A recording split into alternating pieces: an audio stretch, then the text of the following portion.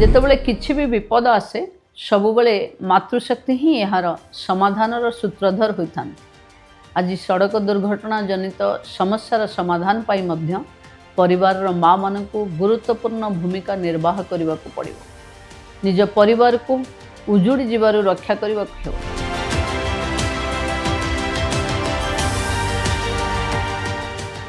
ଛାତ୍ରରୁ ଧରିକି ବୁଦ୍ଧିଜୀବୀ पर्यंत, ଗ୍ରାମାଞ୍ଚଳରୁ ସହର पर्यंत एवं कार्यालय विद्यालय पर्यंत सबु जगह सचेतनतार आवश्यक अच्छी।